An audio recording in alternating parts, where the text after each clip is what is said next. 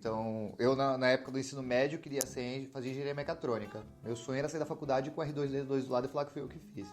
Eu achei que ia ser isso. Entrei na FBC para fazer engenharia mecatrônica. Se os jovens não souberem o que é R2D2, é Google direto. É Google direto. Ah, cara, você não Senão sabe também, não vai dar Isso aí é falta de E a gente tá na semana do Orgulho Nerd. Ah, é? Porra, não sabia, então, desculpa. Isso aí é falta de cultura, você tem que saber o que é R2D2. É inaceitável. Inaceitável. Perdão, vai. E aí entrei na FBC, quando eu entrei na FBC, logo no começo eu decidi fazer o bacharelado em matemática.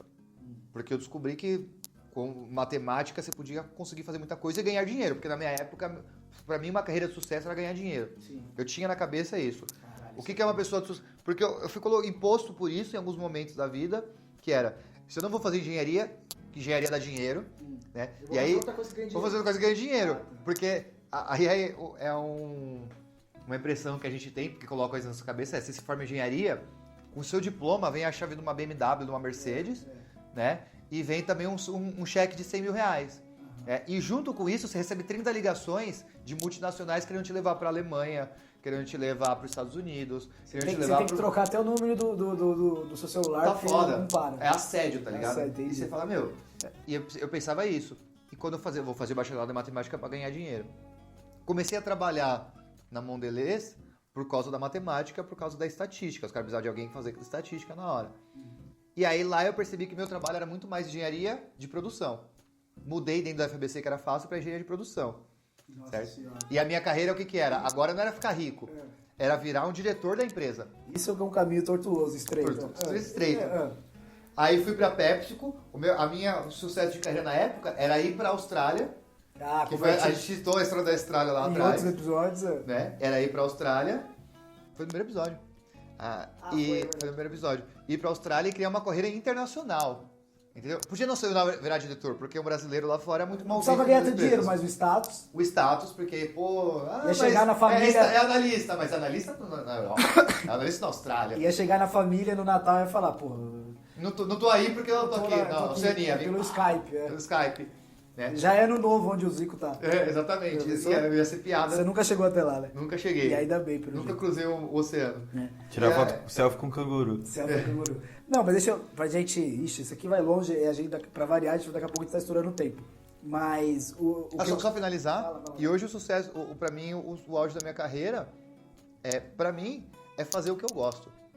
E eu tenho uma noção comigo que quando eu trabalhava na Kraft como estagiário, eu gostava do que eu fazia? Gostava. Sim. Quando eu fui efetivado como analista, gostava do que eu fazia? Um pouco menos, mas gostava.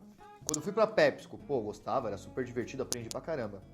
Né? Quando eu entrei na NOC para assumir a coordenação da NOC, né? A direção e vários projetos e um possível sócio, gostava muito, mas não é o que eu mais gostava de fazer. Então eu gostava do que eu fazia, mas hoje como professor eu faço o que eu gosto. E para mim é uma diferença absurda, né? Não se compara com nenhuma das outras pessoas. Não se compara nenhuma, exatamente. Então hoje eu faço o que eu gosto. Então aquela história de, sei lá, você curte salada? Pô, salada é legal, eu como salada de vez em quando, mas é o que você mais gosta? Não mais gosto de salada, velho. Mas gosto do hambúrguer, da pizza. Entendeu? Falou o cara vegetariano, né? O cara vegetariano fazer essa metáfora. Tem pizza vegetariana, verdade, o né? Panaca. Gênio, né? Caramba, E hambúrguer também. E hambúrguer também, né? Inclusive a gente estava discutindo isso antes de começar o podcast. Chega a ser a mentalidade que nos impõe. Mas deixa eu te perguntar uma coisa. Você que tem duas carreiras assim, que você foi lá e terminou, porque assim, não que o Zico não tenha terminado dele, mas enfim, é uma questão de... São caminhos diferentes. Eu quero saber se quando você terminou gastronomia, você já terminou pensando em outra coisa, ou você pensou, não, eu vou trabalhar aqui em gastronomia e tal, aí você se desiludiu e procurou outra? Na verdade, foi um processo um pouco dos dois. Porque assim, eu entrei na faculdade com 17 anos. 17 anos. E gastronomia é tecnólogo, não é bacharelado, então são 2 anos só de curso. E aí, cara, com 18 anos eu já tinha uma faculdade. E no final do... Caralho, isso que é um cara prodígio, 17. Ah. Quantos anos? 18? Terminei com 18. Puta merda. E aí o que aconteceu foi assim, nesse período que eu tava fazendo o curso, eu dava muito valor para aquilo que eu fazia, porque eu gostava muito da faculdade. E do segundo semestre para frente, a gente tinha muito mais aula prática do que teórica. E eu passava muito tempo na cozinha e tal, e eu queria participar sempre dos eventos que a própria faculdade fazia eventos. Você gostava da parte prática? Gostava. E aí, sempre no final das aulas, eu era o cara que ficava para ajudar a limpar a cozinha, ajudar os professores a guardar as coisas, porque o meu tempo não passava ali. Na verdade, o tempo voava e você não percebia. e eu não percebia.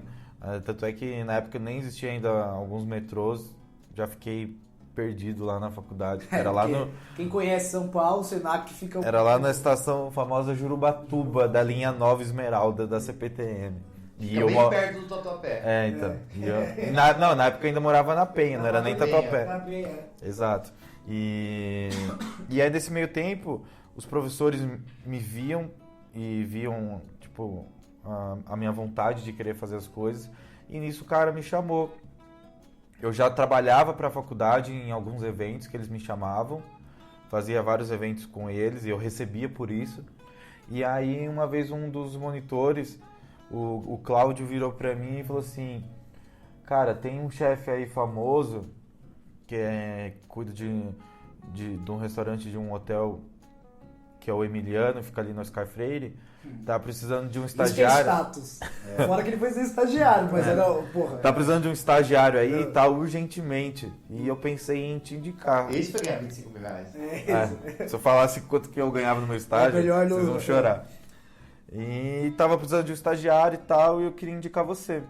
Aí eu falei, óbvio, eu aceitei na hora, fiz a entrevista, mas a entrevista foi tipo, traga aí seus documentos que você tá aprovado, entendeu? E aí eu fui trabalhar na época com o chefe do hotel, na época que era o José Baratino, meu xará. E...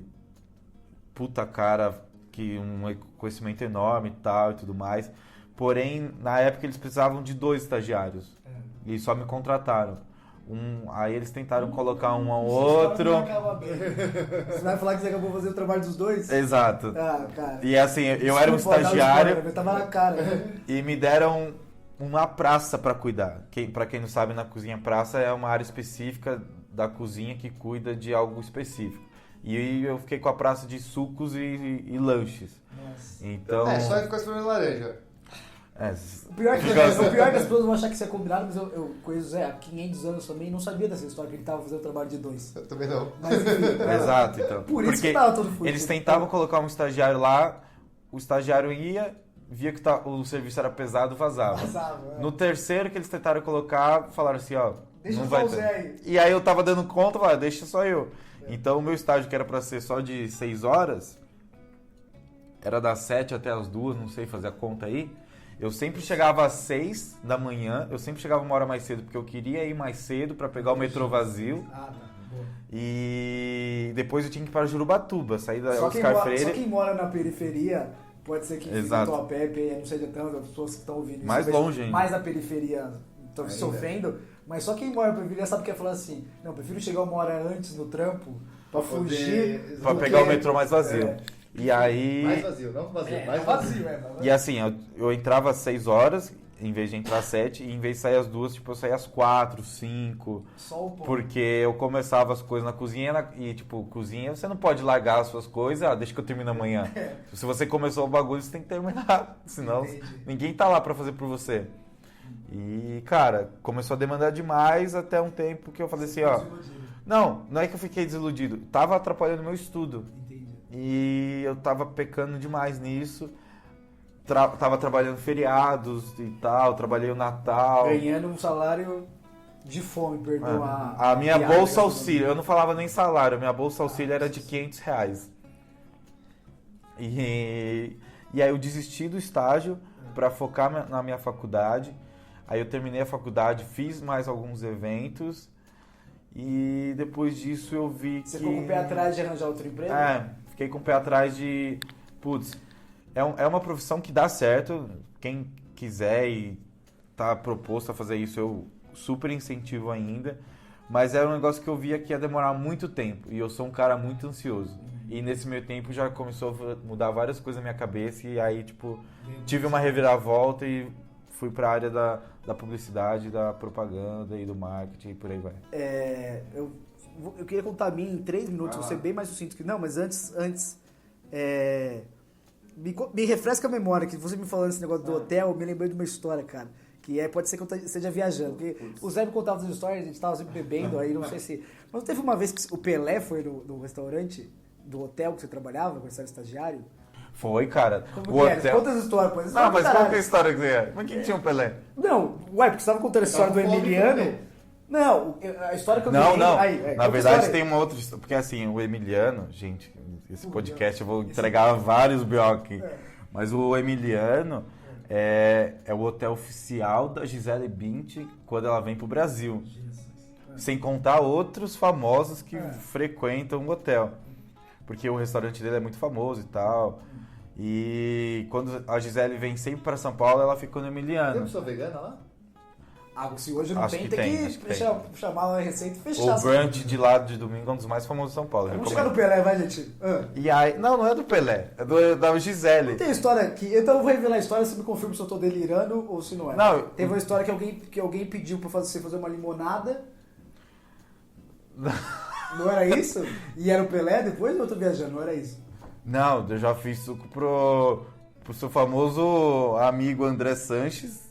Porra, o presidente do Coronel amigo. Não, mentira, pro Pelé eu já fiz, um suco de laranja. O cara tá tão snob que ele não lembra da história. É suco de laranja, eu já quero de limão. É, porque eu cuidava da praça de sucos e lanches, e aí o Pelé uma vez foi, acho que num almoço, tomar um café lá à tarde, e falaram assim, faz logo esse suco aí, porque o Pelé que pediu. Tá esperando. Exato. E você fez a maior tranquilidade? Não, eu fiquei assustado, falei assim, como assim o Pelé tá tomando suco e não tá tomando outra coisa? Caramba, Ué. tá velho já, pô.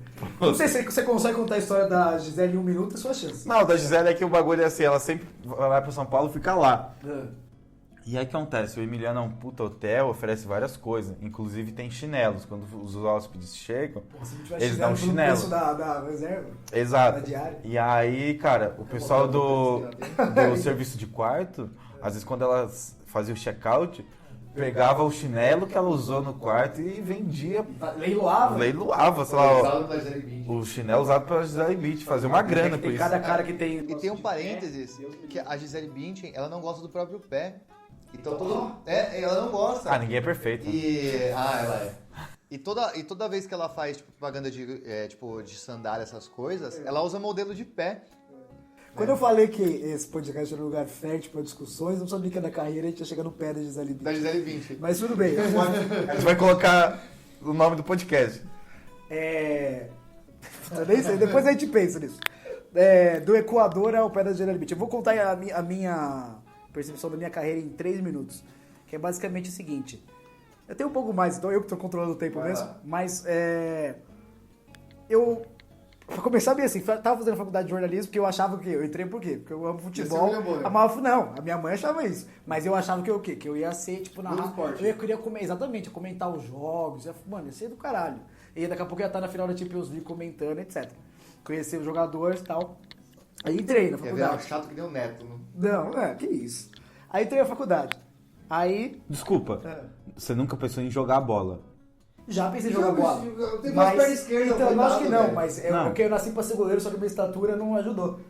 Mas o nosso professor de educação física, o Cláudio, falou que eu podia ser goleiro de futsal, mas aí minha mãe falou, vai estudar. Aí eu fui estudar, ver onde eu acabei. Aqui fazer um podcast, mais sei lá que horas são agora. Mas enfim, e aí eu fiz a faculdade, entrei na USP e tal, e cara... Assim, não se ofenda as pessoas, também não quero desmotivar quem vai fazer jornalismo nem nada. Tem totalmente o seu valor, tem a função social que, enfim, dá pra discutir em tudo, mas não cabe num podcast. Quem sabe um dia eu chame alguém otimista com o jornalismo pra gente fazer o contraponto. Mas, cara, eu tava lá, tipo, sabe que você está estudando pra caramba no vestibular? Primeiro ano era só ler uns textos e tal, o professor não cobrava presença, eu só bebia cerveja e era feliz. Como é da vida. Não, mas depois eu parava então. Mas enfim, eu só bebia cerveja e era feliz. Aí chegou um momento que eu percebi que tava... E no jornalismo tem essa cultura que eu acho ruim, enfim. Que talvez aí cabe no que a gente tava falando. Que na faculdade, o cara faz um semestre e já tá procurando estágio. Às vezes por necessidade financeira, porque o cara vem do interior pra cá, etc. Mas às vezes não, às vezes é porque você é empurrado a isso. Falar assim, não, porque assim, a faculdade, entre aspas, não te ensina nada, então, mas no mercado você escolhe.